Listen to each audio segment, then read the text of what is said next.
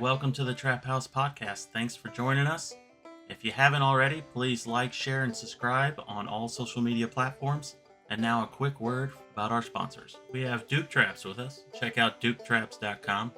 They manufacture over 40 different models of cage traps, coil and long springs, and body gripping style traps, as well as one of my personal favorites, the powder-coated dog proofs. Check out duketraps.com. Need a place to sell your fur? Check out Greenwood Fur and Wool Company. Over 50 years in the fur business, the largest and most experienced direct receiver of wild fur in the world. Check out their website, gfwco.com. Top Lot Stretcher Company. They have all the fur processing tools you need to get the job done in the fur shed. From push pins to wooden stretchers, they got you covered. Check out toplotstretcherco.com. J3 Outdoors. They make American trapping products designed for maximum trapline efficiency, with products like the Hag's Bracket and Spring Clip, as well as the Universal Lock and Beaver Rod ends. Get the tools you need to get the job done. Find out more at j3o.com. And there's only one true way to start out the day on the trapline, and that's with a hot cup of coffee from Trapline Coffee. They have great tasting blends to choose from, as well as chocolates. Head over to traplinecoffee.com for more. And we'd like to welcome the newest sponsor to the team, No BS Lures. Don't let the name fool you. There's more than just bait and lure. This company offers trapline tools and hardware, fur handling supplies, and the No BS traps. Check out nobslures.com. And last but not least, Hoosier Trapper Supply, home of the Top Dog Predator Bait, Jet Fuel Predator Lure. We offer a complete line of trapping baits and lures, deer scent, trapline tools and hardware, fur processing tools, and special package offers. Head over to HoosierTrapperSupply.com. All right, welcome back to the Traphouse Podcast. We got a great episode today for you. We're down in the basement of Jim and Nancy Mahoney's house, and they have basically their hunting room, whatever you want to call it, their den. I like to call it the den. A lot of history, a lot of trophies through the years. Such a cool spot. But if you hang around to the end of the episode, I'll show you some more of this stuff in detail with them. But on today's episode, we're going to be chatting with them about the history of Fur Takers of America from a national standpoint, and on how much they've been involved in keeping it going for Fur Takers, our local chapter 7B, and everything they've done with the Department of Natural Resources, DNR, hat making, just education in general, hunter ed, trapper ed, you name it. It just keeps, the list keeps going on. They've been involved for a long time, and as you can see, it all adds up into this fabulous place here. But we're going to sit and talk to them, and stay tuned after, and I'll show you some more. So let's kind of start at the beginning. How did you guys get involved in the outdoor world and came together to... Well, I barbered for 22 years. In my first few years of barbering, a man by the name of Wayne Wright came in one day and he said, "Jim, there's a group of people getting together and trying to form a chapter of 7B, or chapter in Fur Takers of America. Why don't you come and go?" So Nancy and I and the kids went up to Kevin Franklin's for a meeting. On the south side of Indianapolis. South side of Indianapolis. Now, the thing of it is that always remember, I took a bag of walnuts up there as a gift. And where did we meet? In a walnut grove. There were walnuts everywhere. But I was naive. I was just naive. But that's where we first met. There was Kevin Franklin, Charlie, Bob Wendt, and Wayne Wright. And that was the very first meeting that we attended. And I remember, can't think of his first name, Van Koski, who was a fur buyer up in northern Indiana, and he sold a little bit of trapping supplies. And he showed up and sold some trapping supplies out of the back of his pickup. No kidding. And he didn't really have that much with him. He pretty much sold everything he had. I think. So he was one of the originators, or one of the charter members, whatever you want to call it, of the Indiana State Trappers Association. Really? Mm-hmm. Yeah. So he was there, and there were a few other people there too. I remember Nick Bainus and Hugh Boyd. Nick Bainus, and the other guy that was president for a while. Squirrely guy. That covered them all, didn't it? Yeah. That's most of us trappers. Yeah, Yeah. but he was president for a while, and Well, you and I had trapped in the late 60s. We got married in '60. In the late 60s, we started trapping muskrats and stuff. yeah, And that was before the fur takers started coming on. So we've been trapping. we trapped. Yeah, we trapped for the money for Christmas. It was always Christmas Kids. money for the kids. 75 was our first convention, national convention we too was LaGrange, in LaGrange, Indiana. Indiana. Yeah, I was at that one too. 1975, yeah. So you guys started trapping in the late 60s. Then. Right. So, and that was obviously before the fur boom. Oh yes, Right. But you could, it was still easy to sell skins. then, Right. Yeah, You we know, sold- even though they weren't very Yeah, worth a whole lot. Morgan Clark, Yeah. If they're- Bud Clark's brother, and my first muskrats I took to him, I scraped them so clean there was nothing on them, and he said, "Jim, I appreciate what you've done, but there has to be some meat left on them," and so I learned from him how to do a better job on skinning. So did he buy them? Oh yeah, he bought Still them. bought them. Yeah, he still bought them. them. So what Jim's referring to, the red membrane on a muskrat, that's got to stay on until it's got to be taken off during the tanning process. You can't scrape it off when you're getting ready to sell them. So Yep. you worked way harder than you needed to. Oh yeah, Yeah. yeah. I was ignorant of the fact, just didn't know any better. And later on, we got trapping a lot more and more, and the kids all went with us. All of our kids, we'd go in the evenings and run muskrats if we didn't get them in the daytime. I drove a school bus, and I'd park the bus. I did a lot of fox trapping. That was my thing. I loved to fox trap. So I would park my school bus, run my fox traps, come back home, run the bus in the afternoon, go back at 4 o'clock if I didn't get them done. So that was my thing. And we had a trapping shed. We did all of our skinning in the old trapping shed. So I loved fox trapping. We had one of our youngest son, Sean, went with her on the trap line, and she was trapping pretty well till there was a creek there, and so they made mink sets. They made 2 cubby holes, and trapping this one, and the next morning they had a mink. Front feet was in one trap, and the back feet was in the other trap, and our son's so young, so nub, he said, "Mama, that's a wee mink. I get the fur, and you get the guts." Yep. Yep. It was precious. It So- was precious. I gotta ask. I mean, even prior to you guys meeting, how did you figure? Were you introduced to trapping through other family members, or you just happened? How'd you get into? I trapping? always Jim trapped. was, I think. I piddled around trapping all my life. I was just odds and ends doing things. And then, of course, we found out about the fur market. I'm trying to think. Oh, my neighbor, Charlie Maycheck, back here. No, not Charlie Maycheck. Charlie Ferguson. Charlie Ferguson lived back here, and he trapped. And we went and trapped some lakes for muskrats, and that was kind of the beginning of that. I had never trapped. I was originally from Terre Haute. Then we moved to Columbus. So my family, my brother and my dad would rabbit hunt some, and we'd fish.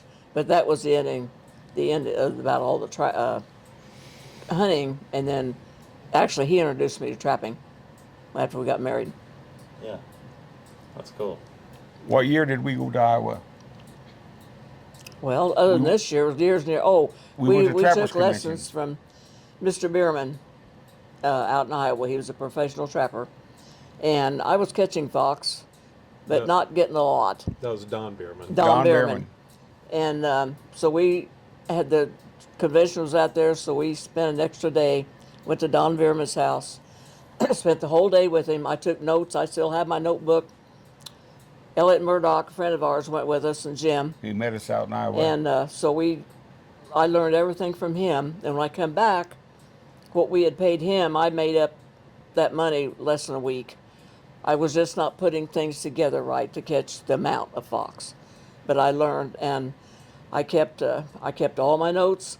Once in a while I'd call him. I'd say, "Hey, I missed a fox this that." He said, "Nancy, you're not going to catch them all."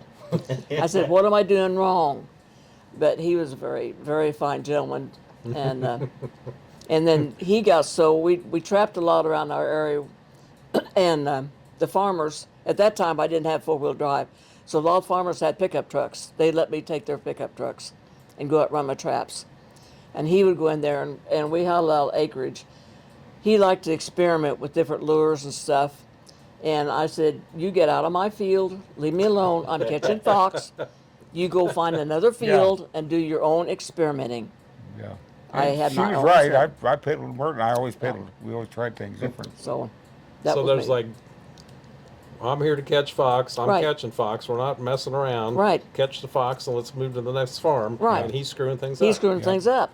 So I said, get out of my field. You go find your own place somewhere. She had one field, one fence row. She caught 18 fox off of that fence row. Red fox. So when and that was the thing. Of course, we don't have the foxes now like No. we used to by Right. any means. Of course, the East Coast still has some. But once you catch a fox in a set, it's gold. I mean, Right. every Oh, yeah. fox come by is going to Yeah, get right. in that set. Well, Right. it's the same way with raccoon. Sorry Yeah. to say, but you Yeah. got one raccoon caught. You better get ready because there's a heck of a Yeah. bunch coming. Yeah. I find this with my ADC trapping. I catch one coon, and the lady said, "Well, that ought to be it." No, I'm up to 6. I'm gonna have to tell her we have to stop. We don't want to catch all the coon, and she's paying me for every coon, see? So my heart goes out to her. they just track each other. They just track each other. But like you say, it's gold. Yeah. Trapping's been good to us later on. Like I said, after the kids, we raised 5 children, and they all went with us, and that was Christmas. And then later on in life, the prices were up, and that was our vacation money. He had the bar shop. We booked old buses, so all summer. So that was our vacation, and our big trip with our fur money was Alaska for a month. We had our '78 Chevy Suburban and a camper, and off we went. So that was our fur money. That was our big one. Believe it or not, $2,500 cash in our pocket. We got up and got back. That's wild. Oh. Yeah. Yeah. Can't do that today. No. Well, she canned food, and we had food in our camper. We had a lot of food in our camper. We ate in Alaska at McDonald's one time. And the rest of the time we cooked everything, cooked and stuff, but and it was expensive. The McDonald's in Alaska. Oh Right, yeah, yeah. Probably 4 times what it is here. Oh yeah. Oh, yeah. We stopped at a milepost going to Alaska up there one time. When we first hit Alaska, I stopped at a milepost to buy some donuts, and I asked for a dozen donuts. She said, "Sir, they're $1 a piece." I said, "Give me 6, Nancy, and I'll split one." Yeah, $1 a piece for donuts, and that was in 78. 1978. Yep. Which they were probably 10 cents here or 50 Oh cents. yeah, Yeah. yeah. $1.20 a dozen, Yeah. $1.80 or Yeah. whatever. Yeah. But that was our fur money, and later on we sold our furs.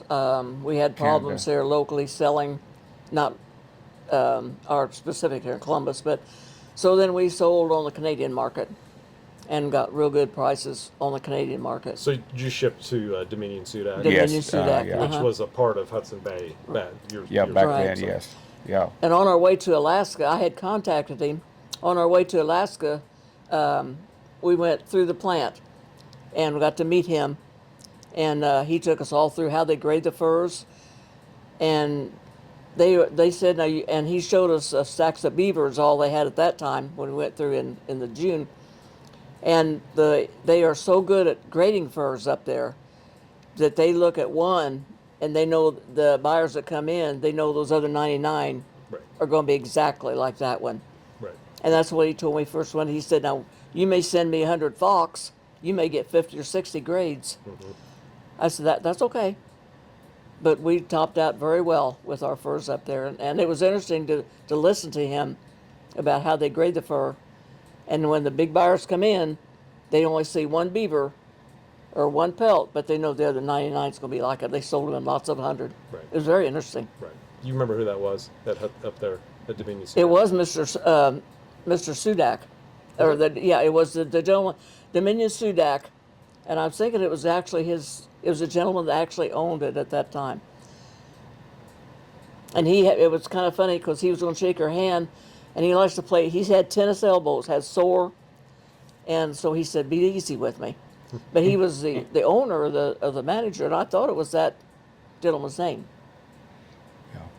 In 1978, we bought a new Chevy Suburban because the credit union down here would go $8,000.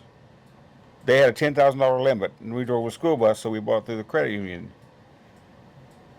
And we bought it up at Franklin, $8,000, 4-wheel drive, 4 on the floor, Chevy Suburban for $8,000.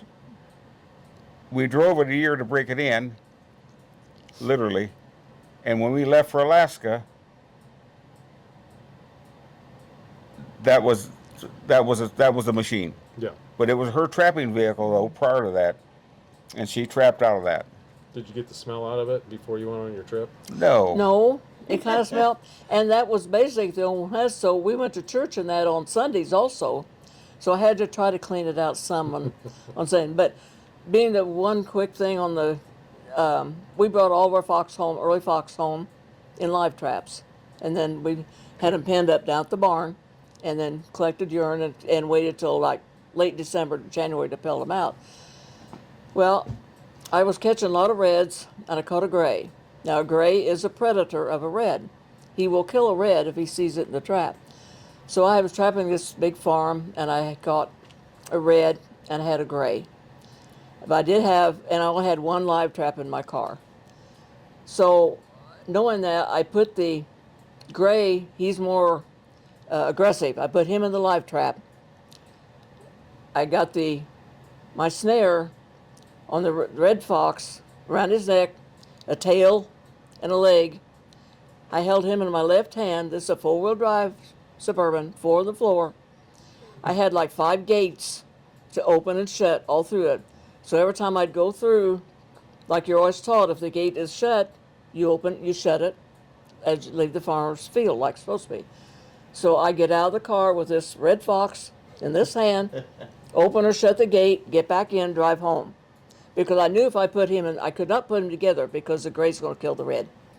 So I went from outside of Edinburgh, east side of Edinburgh, all the way home, holding that fox. I got home with it, managed it all, then found another trap, put him in it. And didn't get bit. And didn't get bit. Yeah. I always would hold a tail and a leg. I don't know why. I don't think that tail would ever come off, Right. but I always had a back leg and a tail and a snare on his head. So you were catching them in foot traps, Right. Catching them in a animal release pole. Yeah. Back Right. then we only used hog snares. Hog snares, that's right. Right. And then you would put it in a live cage trap Right. to transport it To home. transport it Yeah, home, yeah. right? Yeah.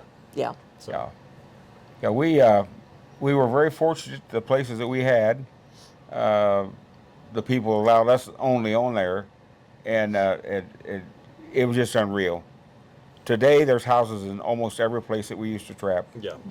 Yeah, but it was beautiful. It was just beautiful, and the kids go along. It was a family thing. One of the places up there at Edinburgh, out on 252, just outside of Edinburgh, we trapped that field, and I had Michael. We see a crossing through a fence, and we set a snare, and he caught his first coyote in a snare like that. But that was really neat. One experience we did years ago, I trapped the Indianapolis airport. Oh yeah. We got called from the DNR, there's coyotes on the runway. So this is probably early 80s, I think, mid 80s or something like that. That's But about the time they really started showing up. yeah, Yep. when they really started showing up. And that time, of course, the security wasn't like it is today. So I would go in there, I had permission and everything, so I would go in there and drive to where the fire department was, way back in the areas where they had me go. So I would drive back there, and the firemen, I would stop and at the fire station, and they would, when it was clear, they would escort me across the runways. Then I'd go back in the areas, wooded areas, and catch the coyotes and stuff and do that. Then as I would come back, I stopped on that side. They would see me, they would come across and escort me back to make sure that it was clear. Right. So that was kind of fun. And they were very nice people. And every so often I'd take cakes or pies up to him. And Well, he laughed about That's why me. they liked you. He told me, he said, you know, it's expensive driving all the way up to Indianapolis and back, but it was fun. Yeah. So we caught several. I literally had to tell her, you need to stop. But I It's didn't. Basic economics. I didn't, but we trapped several weeks after. I caught several coyotes, and then that was it. But that was an interesting experience. So they didn't pay you to do that? You just did No, no, it was free grab. it was through the DNR Yeah. Yeah. and stuff, so it was fun. We done a lot of things for the DNR. It's just free grab. We were tickled enough to have that association. Right. Right. Let's So go ahead. just nowadays, and it's been this way for a number of years, all the airports are really big on controlling both birds, Right. no matter what it is, waterfowl or whatever, or animals Right. on any of their properties. But that's all handled by the USDA. now, Right. Yeah. so. Oh, yeah. Yeah. It Yeah. changed. Everything changed. Yeah.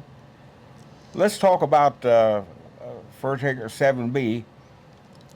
Back in the beginning, we met locally, and then Doctor went and the guys talked about we need a bigger place, and I brought him down here to Heflin Park, and introduced him to Heflin Park, and we had meetings there. We would rent the whole park for the weekend.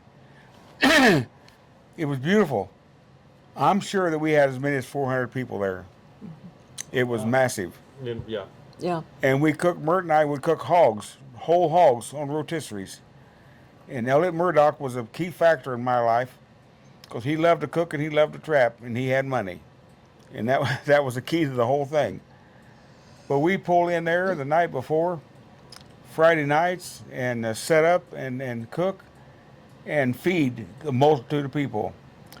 One of the most memorable things I think about Heflin Park was mountain men would come. Mm-hmm. And one of the mountain men, I can't say his name now, I can't remember. Or I can't remember it. Phil Andrews. Phil Andrews Andrews came down the river in a canoe with nothing on but a loincloth.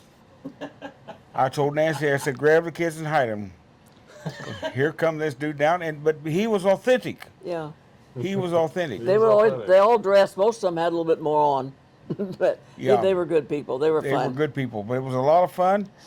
We have spitting contests, watermelon spitting contests, arm wrestling, leg wrestling, All kinds of demos. and all kind of demos. It was special. Charlie remembers those days, don't you, Charlie? Oh yeah, because Charlie and all your buddies came down there, and we just had a wonderful time. Wonderful time.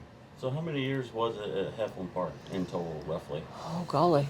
Probably 4, No, more than that, I think. 5. So it started probably there. I think the first meeting was in '74.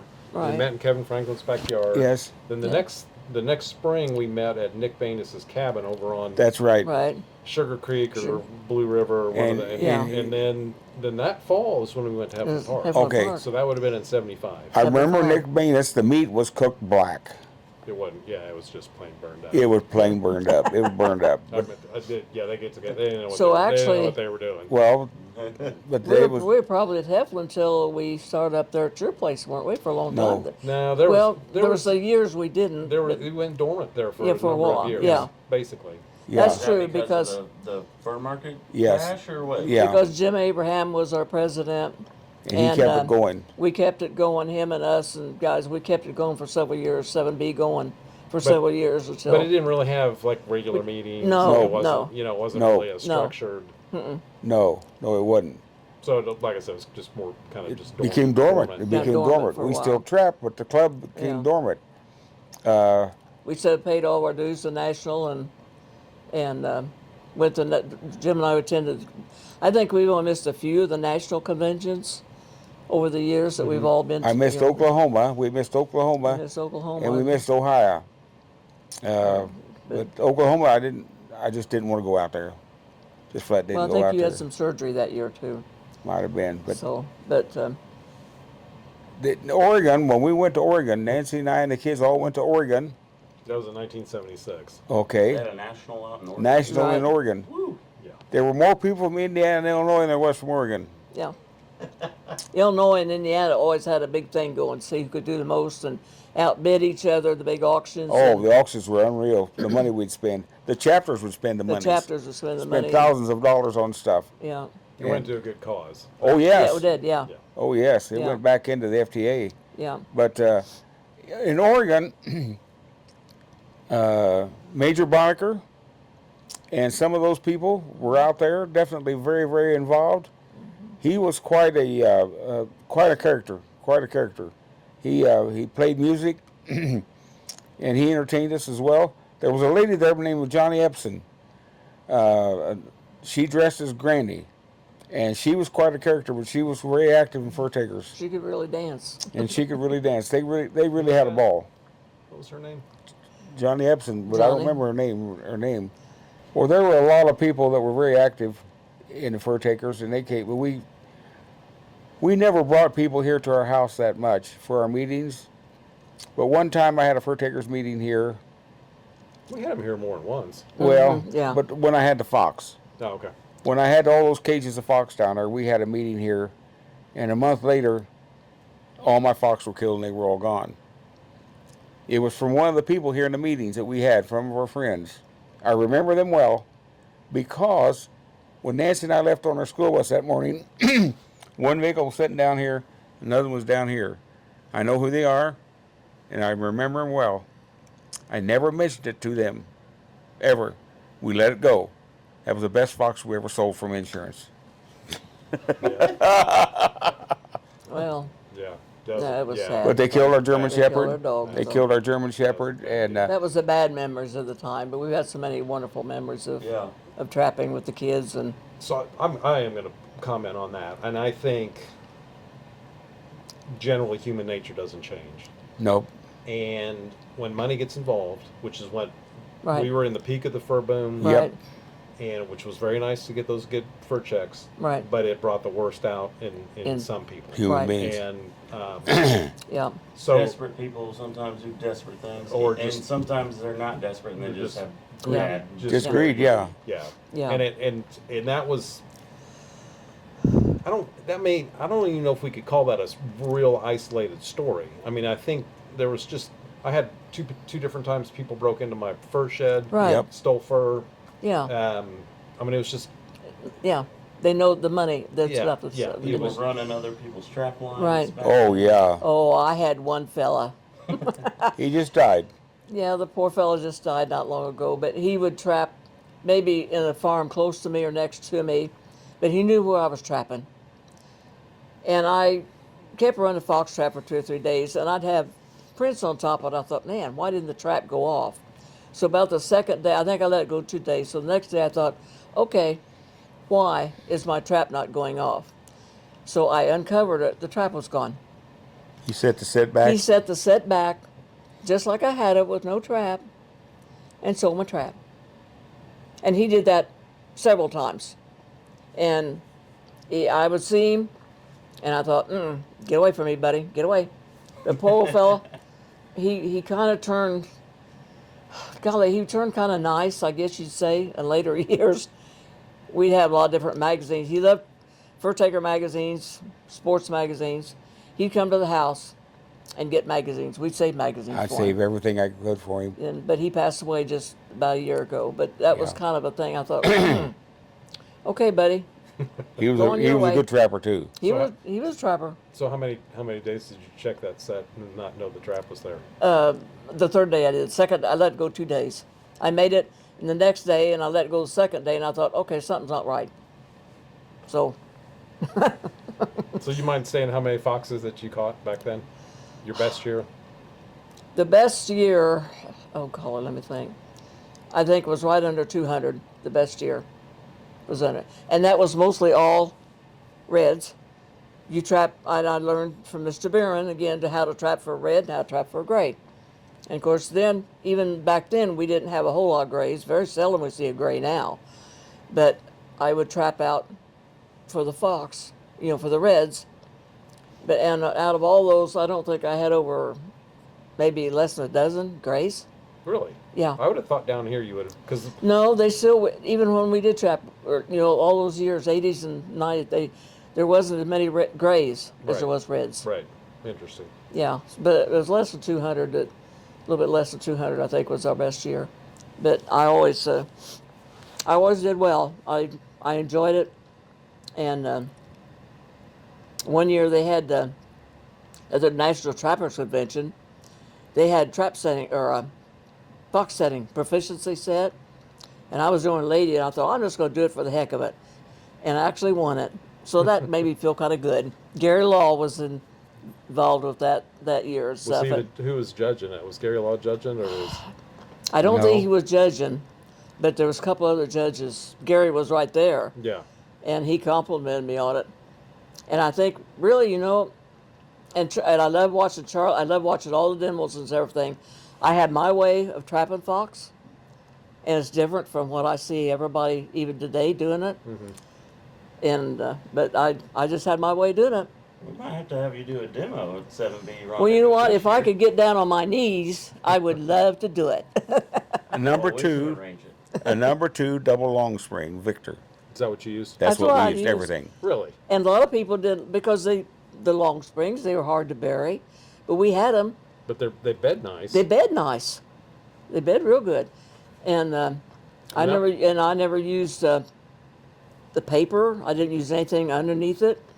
We would go in the barns, and I'd carry 5-gallon buckets of nice barn dirt with me in the winter. Dry dirt. But later on, I went, you know, to the other traps. But I started out with the double long springs. Yeah. Caught a lot of fox. Of course, everybody went to the 1.5 coil. Right. The Yep. Victor being the mainstay, you know, Right. and they started out with the pinch pan, and then Yeah. Yep. which is still a nice trap. Yeah. If you can find them. And then of Yeah. course then they went to the adjustable pan. Yeah. But when I very first started trapping foxes, we used 1.5 long springs, and Yeah. which is basically The same. as the number 2. Number 2, yeah. But the number 2 had 2 springs. Right. Yep. Ours, the Yep. 1.5 Yeah. had single spring. And He it also- had no yeah. problem holding a fox in Yeah. that trap. Yeah. He actually, Mr. Bierman actually told us how to notch, so everything was set perfect. Yeah. How to notch on the trap, you know, stuff, and in the way you knew everyone, but you set that in there, it was set perfect. Yeah. For the fox.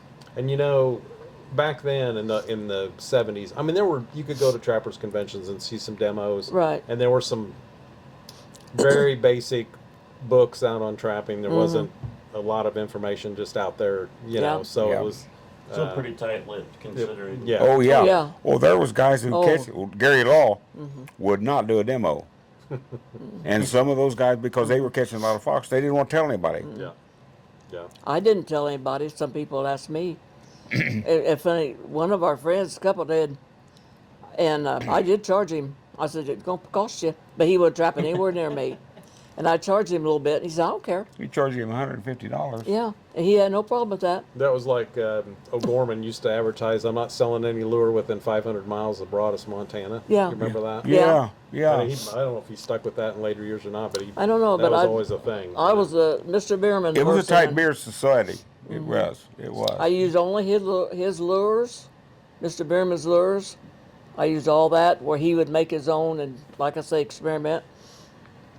I was strictly Mr. Bierman. Did you catch 200 foxes, Jim? Yeah. He caught a lot of possums. All I coos. caught was hell. He caught a lot of possums. He was my skinning man, though. I'd bring him Oh home. yeah. He was my Yeah. skinning man. I was the man in the shed. Yeah. Yeah. But it was something else, you know, everything. You remember what you spent? Go ahead. You remember what you paid Don Bierman for your instruction? $500. Was it? $500. But that was, I thought it was less. I thought it was including Bert, wasn't it? That was including We Mert. were so for Nancy three of and I us. had Mert. $500 for one day. We went over everything in his shed. He took us out, showed us location. Right. That was the key. That was Then how what I to was set the missing. trap. But location was the key to us. And 500. Well, what 100 and what's that come out to? About 150 apiece. Yeah, 100. Yeah. a little bit Yeah. more. So I mean, that's Yeah. a lot of money back in Yes, it was. 1970, whatever Yeah. years that was. But then the But way it paid for itself very but quickly. it saved my itself. goodness. You know, when I got back home, I started catching fox the next day, Yeah.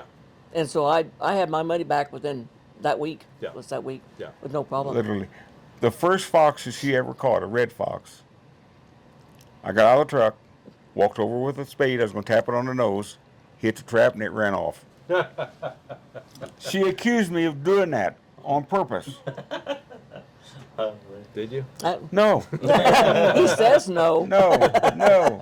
I've done that before too. Yes. And the funny thing is, I don't know if this one did it or not. The fox will just run out. He can't even believe he's loose. Yeah. He'll run out And turn Stop. and look at you. and turn around and look Turn at at you. Yeah. you. And both Yeah. of you are sitting there in disbelief. Yeah. I said, There I it is. said- Very first fox you ever caught, right over here in the field by home. Yeah. Yeah, It's we really used, interesting. Yeah, we used to trap a lot around here because there was no houses but ours. So a lot of times we trapped around here in Petersville, east of town, And the other farmers, they were good to me. Now, Nancy and I were so involved with the Fur Takers of America and the Trappers Conventions and all that stuff. At one time, there were 26 trappers within 2 miles of our house that we knew about. Yeah. When the prices were up. Yeah. And we had to go, we made sure we had to get away from here to go away to do it. Yeah. Yeah. That was very common. Oh, Yeah. yeah. Oh, yeah. Right. Because we promoted the FTA, Chapter 7B. Right. We Yeah. wanted that. And in doing so, we were our own worst enemy, in essence. In a way. In a way, yeah. I remember your kids had a trapping club at school. Yeah. Oh, Yeah, yes, Columbus yes. North had a trappers club, trapping club. Yeah. And other Yeah. schools, That's awesome. other schools did that too. Yeah, You know, right. So Yeah, our kids was all involved Yeah. with it. And And they there did wasn't that hardly anything that we didn't trap we hadn't cooked. We didn't intentionally eat red fox, but a guy fixed it and we ate it, didn't know it. But everything else we've eaten pretty well. Skunk, we haven't eaten any skunk. no, Couldn't get past the smell. no. But nevertheless, but Native Americans ate skunk. I understand it's not terrible. No, it couldn't be. Look I how haven't white had it I is. haven't had it, but Look how clean it is. Yeah, Yeah. yeah. Beaver was They it? look pretty lean. And Oh that's yeah, how they eat. very much Yeah. so. Very much so. It's just those glands. And- Yeah. I'm not yeah. too sure about that.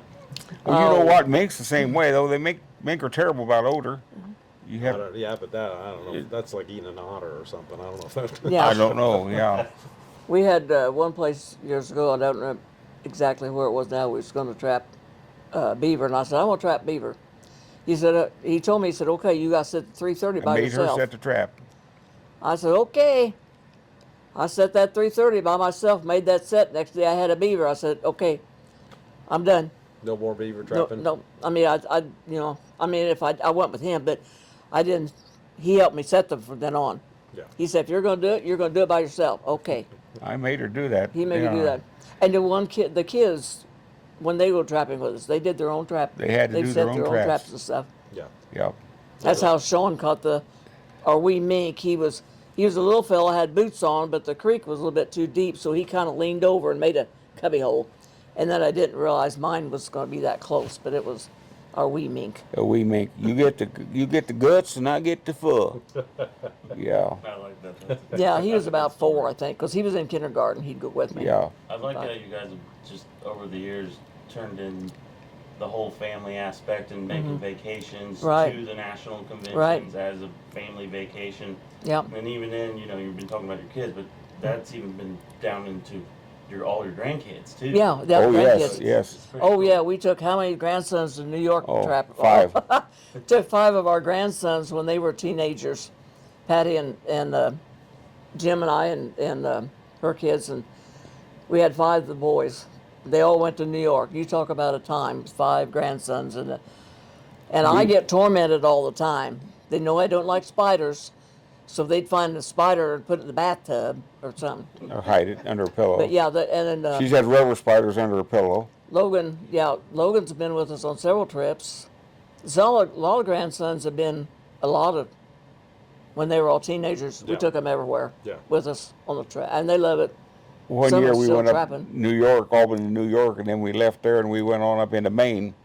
And we stopped at a roadside stand and I bought her a 5-pound lobster. Her. And the rest of the kids got whatever they wanted, but she had a 5-pound lobster. They told me I She got first ate- pick, so I got that great big sucker, and I ate every bit of him.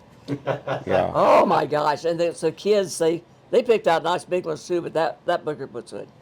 But And, we've had it's always been a family thing. We took 2 neighbor boys with us up there to Maine. Yeah. And they went out in the ocean cod fishing for cod. They had a wonderful time doing that. We've taken a couple other kids, but Yeah. our family is always, and still today. Patty and Kelly went with us to Iowa this year, so our kids are taking us more now. Yeah, they're packing us around. They're packing us around now. Yeah. But all the different states that we've been into, I can't say one's better than the other one, but they're always most enjoyable. Fur Takers of America is a family. It's a large family. Now, granted, there's a lot of them passing away, and but you stop and put all these years together. My goodness, it's unreal. It's unreal, and to see all that's transpired, a lot of goods came out of it. We've done a lot of great things, but Fur Takers of America has been our family, and to see people and to meet people We talked to Chick Andrus just the other day. He apologized for not making Iowa. He couldn't make Iowa, but he's going to try to make it to 7B, he said, this fall. Okay. How's he doing? They're fair. They said They're that- fair. they said that- Like everybody, we're getting old and things are happening. They and had some surgery and stuff and this that, but they said they're gonna try to make in September. Okay, good. Yeah. So, Good. we, it's like I say, it's a family. We it's just meet a big once in family. Family. Just a big family. That was kind of my first. See, when I started coming around dating Charlie's daughter in early 2000s, then I think it was 04 roughly when I started trying to like get involved, and Charlie was showing me around and things. Then our first rendezvous at Hoosier Trapper was in 2005, Right. and just those beginning years and stuff, just seeing it really had it. Even now, like that was. That's 20 years ago. That's It's hard to 20 think, years like, ago. I'm getting older. Yeah, you're thinking getting about, old now, like, Justin. I wore I've it. got 20 years under my belt, and Right. everything you guys have spoke about, I wasn't even born yet. So No. it's just Well, you were it's thought. incredible. Yeah. You might have even been a thought. Because we Nah. were. Elliot Murdoch was a key factor in Nancy and I in a lot of things because he encouraged us, and he was like a dad to me, in truth. My father was never participating in anything like this, but Elliot did. He came with our house, stayed down here, slept down here, and Elliot Murdoch and I met. I was hunting over here on Road 500. I was up in the field. I was archery hunting. And the game warden and a man pulled in behind my car down on the road, and I could see him. It was about 200 yards away. And so I got out of the blind and went down there, and Carol Green, conservation officer, introduced me to Elliot Murdoch. He was a friend from Anderson, Indiana, and he needed a place to hunt. So Mert came down and started staying at our house. By the way, he was a meat cutter, and every time he come, he brought meat. He brought ham salad, he brought steaks, and we liked him because he had, yeah, He was a good guy. He was a good he guy. He was. tremendous Yeah. gentleman, tremendous And gentleman. you actually introduced him to trapping, to getting into trapping. Yeah, and he got into trapping and just started coming with us, the fur takers. He went to New York. He went to a lot of places that we went. Yeah. He drove a big Dodge van, and his bed was in the back of it. But a lot of wonderful years, And to see all that and to look at that, it always intrigued me. He wouldn't buy one of anything, he'd buy boxes of things. And his garage burned at his house one time, and I don't know how many boxes of traps he had in there that burned up in that garage. But we had a friend by the name of Walter Broadus from southern Indiana, and he bought all those traps and allegedly reconditioned them. Allegedly. But it's something else. It's just something else. It's just a way of life. Yeah. Yeah. Trapping is a way of life It for is, us. Yeah. And then here we are today. Nancy and I are ADC trappers, and my business is called Awesome Possum Critter Catcher, which is a unique name. My son gave me that name because he signed me up for all the stuff I needed. Nobody else had that name. Why would not anybody want that name? One also possum critter. One Awesome Possum Critter Catcher. But I got it on my truck. People see that and they call me, and I go around to play. It's amazing to me of the animals that are in the cities, Yeah. but they pay me to get rid of that animal. Wonderful. The fur's not worth a nickel, but that trap's worth a bunch. Yep. And I'm too cheap. I'm too cheap, but I still think yesterday. I don't think about what it is today Yeah. and what the people are charging. But But I that's have great okay. fun. We enjoy it, and it keeps us going a little bit. Well, you're helping people out too that way. Yeah. Oh, definitely, Yeah. Some definitely. people might have a real nuisance issue going on, and they Right. just can't come For- up with money Yeah. or the means, and For getting a instance, deal sometimes really helps. in the city of Columbus, downtown, a lady had trouble with chipmunks. I charged her $100 to set the traps plural. I quit at 20 chipmunks. I said, ma'am, I charged her so much per every chipmunk. I said, ma'am, we got to stop. We're not going to run out of chipmunks. I told her what the bill was. She said, oh, yeah, stop. It was hundreds of dollars that she had to pay me to get rid of chipmunks. She was so irritated with them. And so we see that with all the animals, the raccoons. I'm at a place right now, a house right now. Man called me, said I've got raccoons in my house. I've been there 3 days. 3 traps, not a raccoon. Don't know what's going on. But you never know. They may show up. They may come back. Yeah. But I try to stay a minimum 5 days wherever I set a trap and to try to help them. And I've seen that happen. 2 or 3 days, nothing, and all of a sudden here they are. And this one lady's house I'm at, raccoons getting in her bird feeder. Now we're talking about in the city of Columbus. I'm up to 6 raccoons. I said, ma'am, do you understand? We may not run out of raccoons. Really? I said, ma'am, they track each other. They're traveling because they track each other and they smell each other. They're going to keep coming. But I'm not going to discourage you too much longer. We're running a pretty good sized bill. Mm-hmm. Yep, but it's the way it is. But we never know what we're going to get, what calls we come. I love to catch the beaver. I really do. I can't get down now to do the things, but I got 2 grandsons that help me, Walker Tolik and Logan Lowe. And Walker got his ADC permit from the state, and he does all my bat jobs. He does all it because I can't climb. Logan does all my groundwork. He's got his AHC license. They both got a license and insurance, so they've And been so helpers. They're helpers, but again, I'm 86 years young, and I get out there, and I got a cart.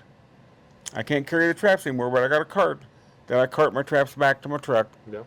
put them in my truck, and but it's a way of life. It's just a way of life. It's definitely a lifestyle. Oh, it is. It is. And our relationship with Chapter 7B to see it grow and where it's at today is there's no words to express it. Yeah. No words. So all this stuff that we've been talking about, and it's I'm sure it's been even more amazing for you guys to witness it all, but even for me, like I said, only being 20 years in it, and this will be year 15, or no, year 20 at Charlie's shop, Right. correct? Goodness gracious. Then overall, from the actual first rendezvous at Heflin Park, this would be year number 50 in total for just Chapter 7B. Right. Yeah. So Right. this is going to be a good one. And to top it off, this will be the first season Indiana finally has a Bobcat season. Amen to Right. that. This is the year of the Bobcat. We'll probably have some merch there, hopefully, Yeah. of something cool to, Yep. because, I remember probably about 20 years ago when that first came up, people were like, started talking about getting a Bobcat season. They're starting to show up more, and it just took forever, and finally, Politics. Same with the otter. it's here. Same with the otter. Otters. But When the otter were turned loose in Indiana, 1995. Yeah. Nancy and I went to New York to a trappers convention, and I told a man about us getting otter.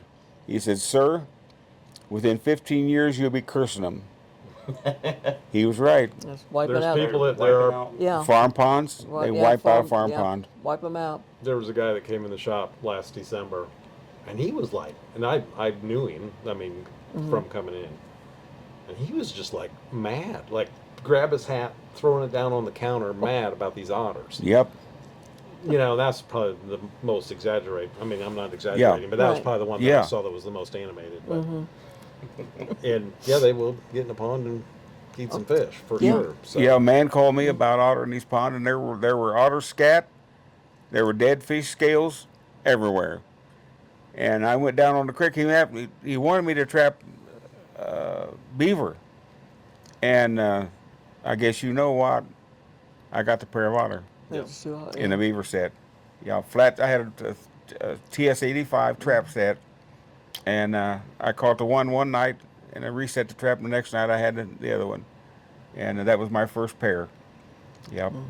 Yeah, quite something. That's quite something. Now the bobcat season will come in, so Yeah. And I never trapping thought, only, I never yeah. thought we'd have a bobcat season. Well. I mean, that was way off my radar. Right. For Well, society today are preservationists. They're not conservationists, and they want to save everything. I've got people who I trap for want me to make sure I turn the animal loose. They don't want it killed, and we have a problem with that. But I do the best I can. Yeah, I mean, it just basically comes down to You're going to turn it loose and cause a problem for someone else. Right. In a high traffic area where people Right. are. And then, of course, you're taking that animal and putting it in the habitat or in the home range of another animal, and it just it doesn't work very well. Yeah. Well, we find this very, very detrimental, but there again, you have to work with what you can. And I'm fortunate I live here next to Camp Atterbury, and they don't even want me to release animals there. No. Yeah, it's the society is changing. Our society do not see what our forefathers done by being the harvest of what we have for the harvest. And the same way with the deer. I remember the first deer season. We had deer everywhere around here, and I remember that real well. At one time, I counted 350 deer in a field, not 2 miles from my house, and that's when they first opened up Camp Atterbury and started hunting and getting the herd down. There were over 10,000 deer in Camp Atterbury at one time. They're down to about 3,000 now. That's their promote, they think.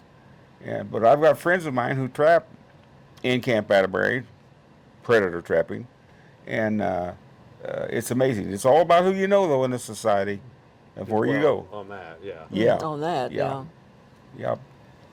So we're looking forward to September. Yep. A good rendezvous. Yep, September 26th and 27th. Yes. This is the first time doing kind of a 2-day thing because we had, over the past several years, we've had people traveling pretty far away, and if they're coming, we want them to, have a good time and stay, not just come for a day, turn around and leave. So we're making a thing of it for sure. Right. Back in the day, at Heflin Park, we'd arrive on a Friday, Right.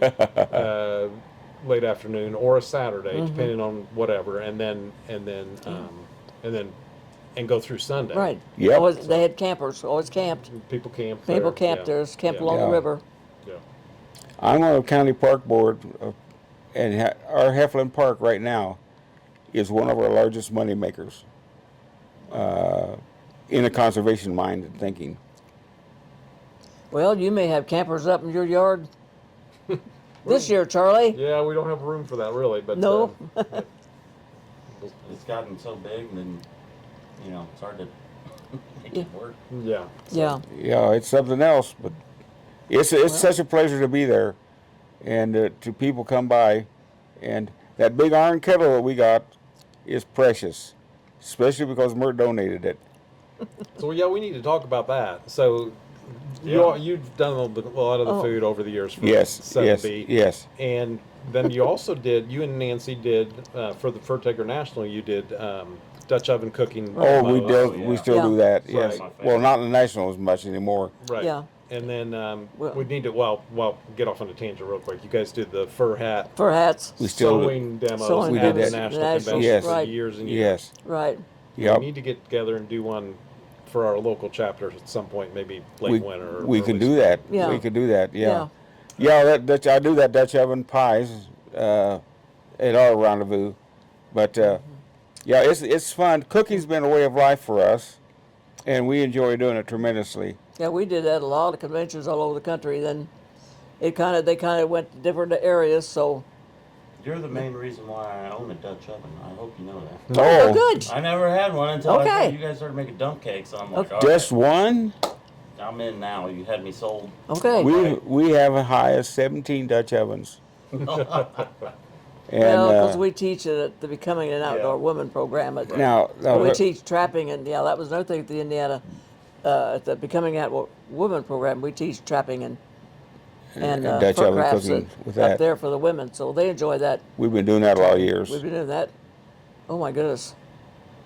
Ever since it started, BOW started. I don't remember when it started. Too. Yeah. A lot of years Yeah.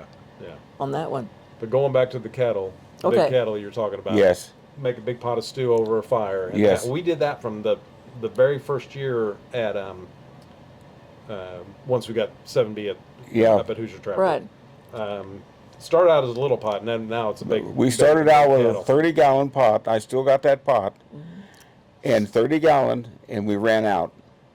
So my friend Elliot Murdoch donated, he brought to us a 55-gallon iron kettle. I'm using the word 55 gallon because I don't know really how big it is. It's big. It's pretty good size. It's It's pretty big. good size. But he donated that to Charlie. There's a Chapter 7B, and Charlie keeps it there. And we call it a bargoo. That's a Kentucky terminology for a stew. If it's dead, you cook it. And so when we have it, I try to make a good variety of meat that's in there. I've had a lot of beaver meat in it. I've had turtle in it. I've had turkey in it. I've done everything I can think about. But it's good. It's And good. all kind of vegetables. So yeah. And we're talking it's fresh. It's not roadkill. Right. No, not just roadkill. This is No, fresh. No, it's not no. roadkill. It's fresh stuff. Good Now- stuff. And I will say that you got that thing piping hot. So if there was some issue, it's dead. It's It's dead. dead. It's dead. That's right. I like to tell people I eat Himalaya possums. Himalaya possums? What kind's that? And I said Himalayan in the road when I picked him up. But That's not a in joke. the soup pot. That's a joke, but it sure is fun to tell people that. Yeah. Yeah. So, I remember it wasn't that long ago. Well, I guess probably it was 10 years ago now. There was we had a beaver on the carcass, and we were trying to thaw it out for a skinning demo, and we had it sitting next to the stew pot fire on the ground. Yeah. And one person in particular, he's no longer with us, and he was just carrying on. I'm not eating that stew because he was Yeah. worried that we were putting. Put that And beaver. he only knew there was beaver in there anyway. Right. Yeah. Yeah. Oh, man. Usually we always see the beaver meat Remember that. for this too. Yeah. We used to go to a trapper's thing, our fur sales, and there was always a man of color would bring in barbecued raccoon. It was delicious. Mm-hmm. And I never could figure out how they got it so good. And one day I asked a colored person, how do you make it? They use a lot of celery. They use celery in their seasoning. And I've looked at that, and some of the foods that I prepare today, there's celery in it. But celery has a way with wild animals. It neutralizes stuff. Of course, fish fries. Nancy and I have done fish fries for years. And we marinate our fish to milk is a lactic, and it will neutralize fish flavors and take it out of the fish. And so we can cook about anything and everything.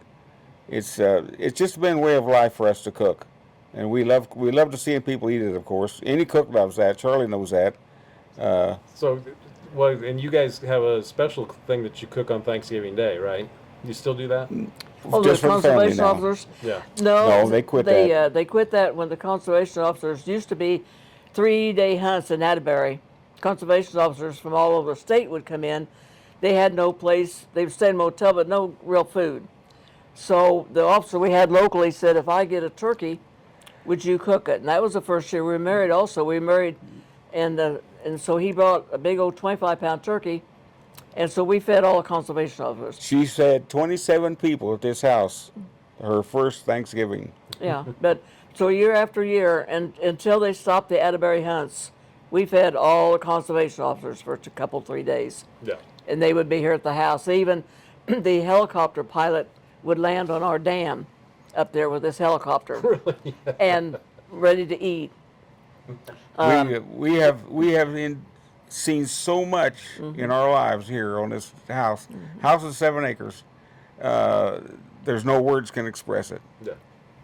But they finally that went on for years and years, and there's still a few conservation officers that are retired now, but they still had been here at our Yeah. dinners. And the others have heard about it. They missed out. They missed out Yeah. and stuff. But that was always, and our kids loved it. All the kids were little. I remember one time Sean, he was the youngest one, and he would just he loved the officers and stuff, and he'd peek up over the table and try to sit there. We had big tables sit down here, and they would eat and stuff. But the kids all enjoyed all the officers too. Yeah. Our kids have all been involved with officers and over the years and stuff, and still are. Conservation officer Carol Green retired and passed away by now, but he's the one that said, I've got a turkey given to me, Nancy. Would you fix it for me? And that's how we got started. He's also the one that started with rehabilitation on animals, Yeah. which we've done that ever since about 1960. Okay. So we're rehabbing all kinds of critters, and I We've have had- 3 little baby possums now that I'm keeping and rehabbing. Every animal in the state of Indiana has played in this floor down here. Yeah, we've had We've everything. had coon, we've had deer, we've had possums, we've had baby skunks. We have had everything at some time. has been Raise in them this- all. We raise them all, and then turn them out And turn 'em loose loose. in other areas so they can survive. Yeah. Even with the baby fawns, we've turned everything loose. Get them One year we had rehabilitated. 22 fawns. Phew. It's a lot to deal with. Yeah, that it was is, the but year it of was a the way of flood. life. Them all and Well, that was the year of the flood here, and they were in cornfields. They were everywhere. Oh, A few years ago when we had the big flood, and displaced them all. yeah, and people was bringing them all. So normally we'd have 6, 7, 8, 9, 10, something like that. But That was what, yeah, that flood. That was 16 years ago? Right? yeah, I think Yeah. it was about 10 years We ago. got, I think we got 10 or 11 inches. Just Yeah. Like that. Right. Yeah. In a widespread area. Yeah, and people were finding them everywhere. Yeah. Stuff. So, but we managed. We had them in the garage and playpens and everything we could put them in. Yeah. One year I got a baby beaver, and it was only about this big. It was a small thing, and it died, and I couldn't figure out why it died. And I called a zoo in Florida, Busch Gardens. They Busch always- Gardens, they're always and asked good them for us. about it. Every small animal, wild animal, has to be stimulated to learn to urinate. You have to take a warm cloth and wipe their t'other end, and that teaches them. And you have to do that with fawns.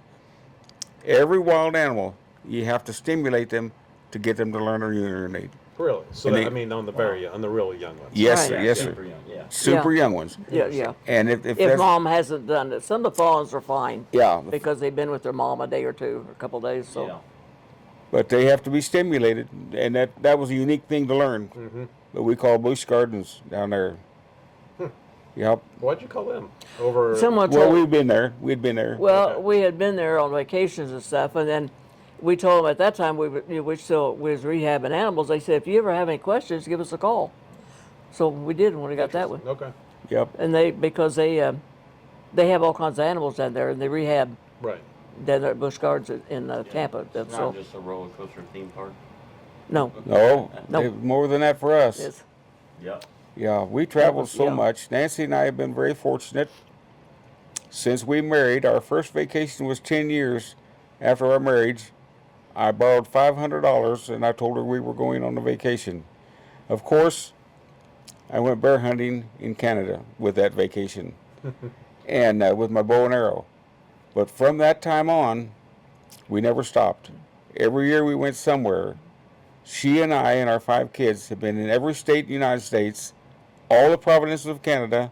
We've been to Alaska, and 2 of our kids have been to Hawaii. 3 of them now.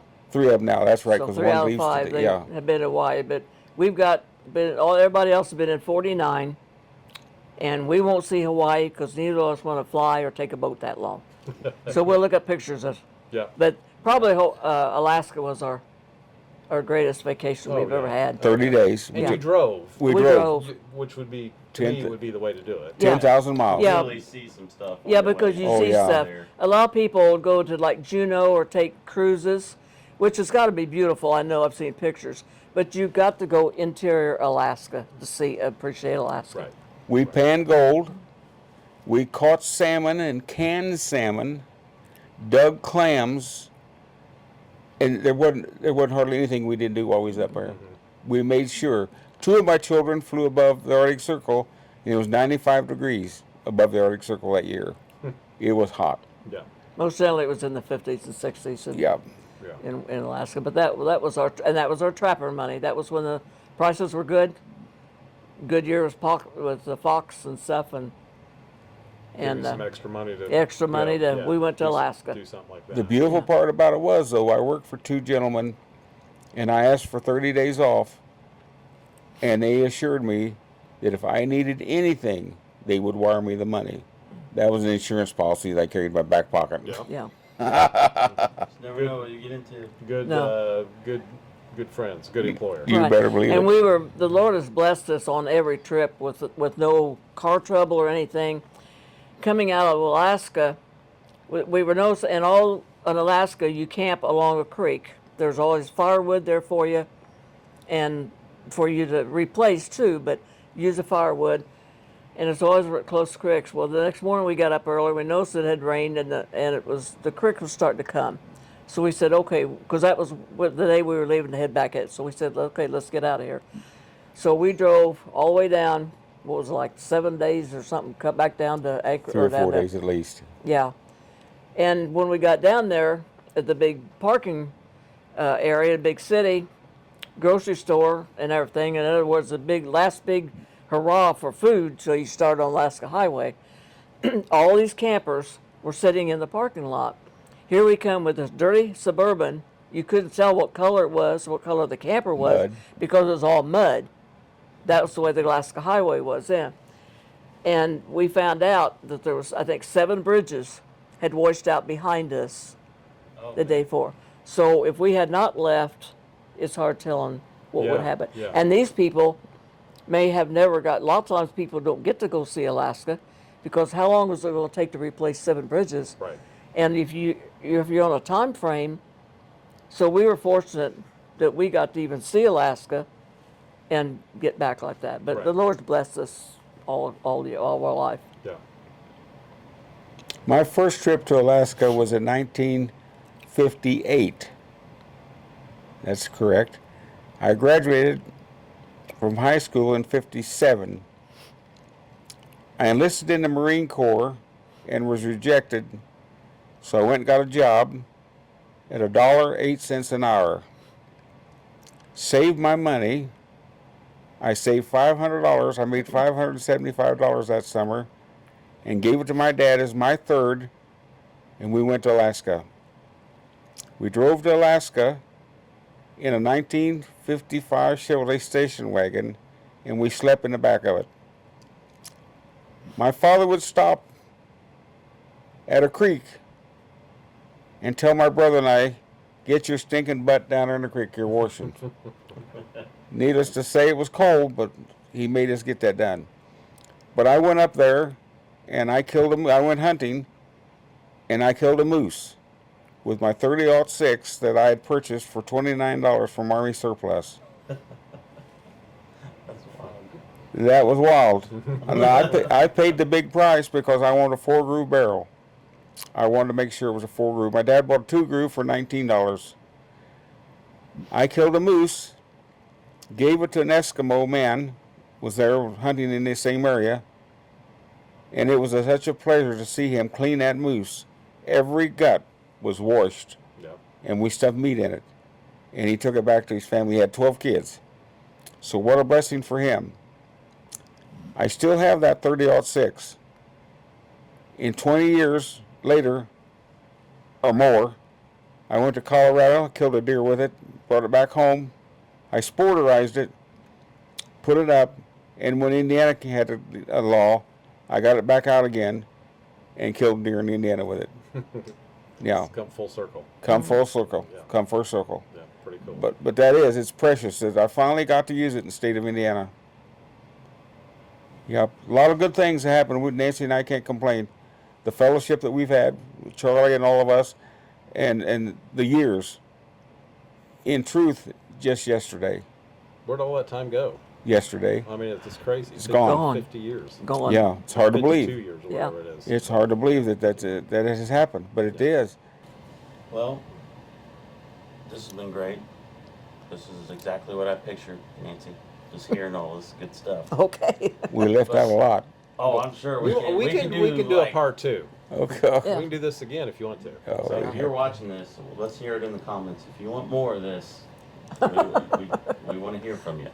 And for those of you that are not in Indiana, I'm sure you can find this pretty interesting too. So and there's fur taker chapters all across the country, and there's chapters and affiliates of both fur takers and the National Trappers. Yes. So a lot of you can, I think, can relate to this. So Chapter 7B was a catalyst for all the other chapters in Indiana. Now, Chapter 7A, which is Charlie Parks, Church 7.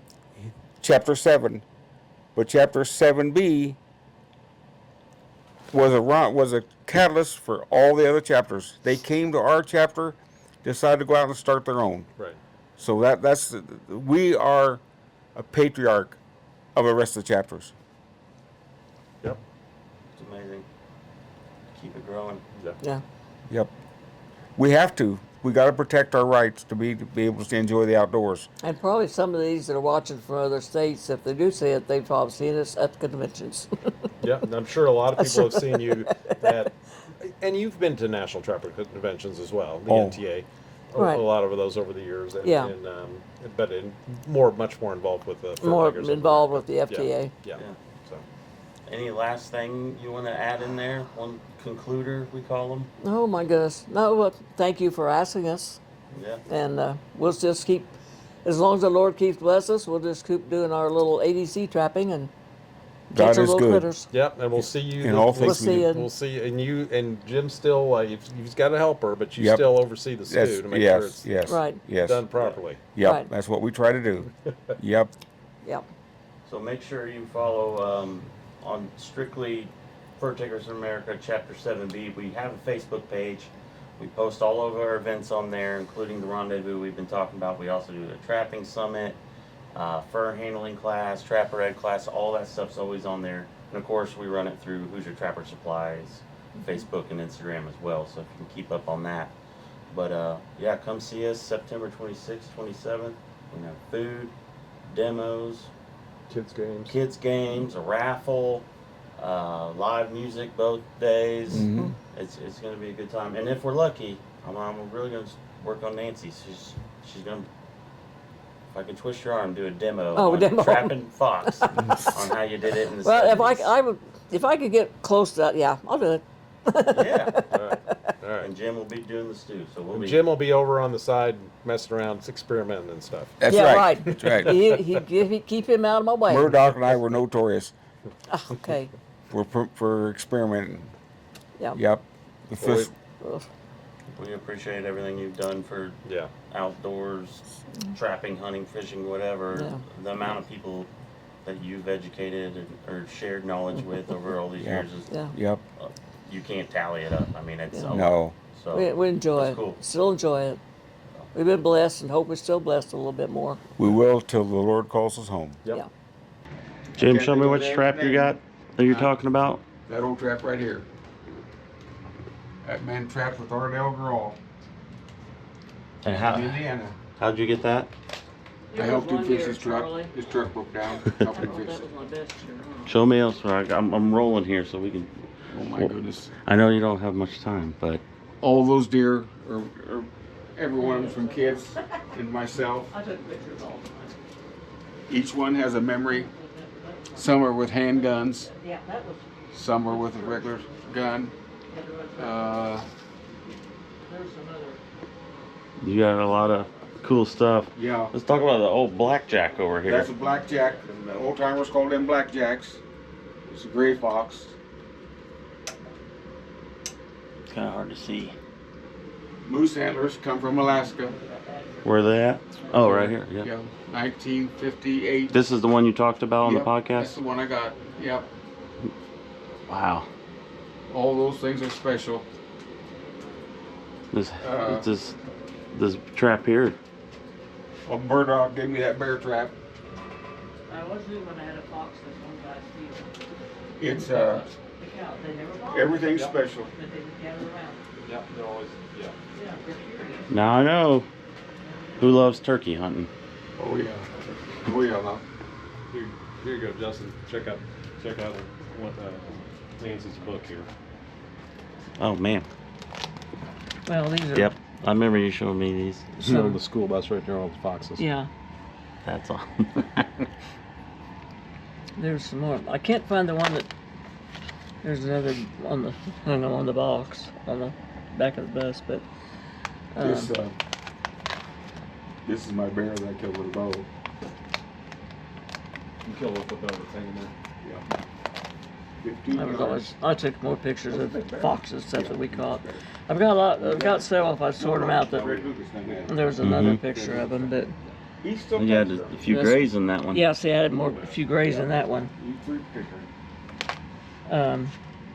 There's a big bunch. That might have been the big bunch. Yep. You and Jim. Yeah, What year would you say that was? I forgot that one. probably moved to Alaska in Who mounted that? Fred? 80, so probably 78, 76, 78, so in that area. Mm-hmm. It deteriorated. That doe over here. to Are your these left, all your turkeys, Nancy? Charlie? That doe Um, to your left right there. That was my first Oh, deer this is ever killed Jim's. with bow and arrow. that's Really? mine. It's That's mine. so important. That's a good bird right Most of there. them are mine. That was my big one. He weighed 31 7 pounds. years. 31 pounds? 31 7 pounds. years with bow. What year was the first deer season in Indiana? 53, 54. Elijah was somewhere with in that me neighborhood. on that one. It was a good day in the woods. Yeah. Yeah, we, And see, I have the herb blood in me, so that's really got the herb in there. Oh, Wild Earp? Yeah, that's my maiden name. Okay. Deer?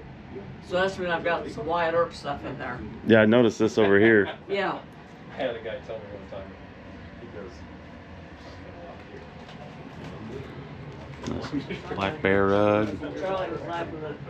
I got one picture of yeah. me in my Yeah. church clothes running the track. Yeah. This was our Suburban. Yep. This is the Suburban That's the one. one we. This might have been in Oregon. Oh, looks like a good gathering. Yeah, I think that's in Oregon, the national. I have tried using those, or I have used them. Oh, They're just no fun. no, no fun at But all. Here's my pride and joy. There's- Chicken coop. I got one of those. Yep, Those old wooden Pictures crates. It and was my pictures. grandpa's actually. yep. You have to blow some of Some them people up. make coffee tables out of those. Yeah. Yeah. Oh, this was one. That was Now, you know what after that is church. up there, On your church clothes. Yeah, Killing chickens. it had foxes. We had to run traps. Sticker head Yeah. goes out. That's awesome. Yeah. So, getting old like this. But I'm glad. Okay, that was. We got some nice pictures. Yep, there's a lot of things to be thankful for. That might have been the one that.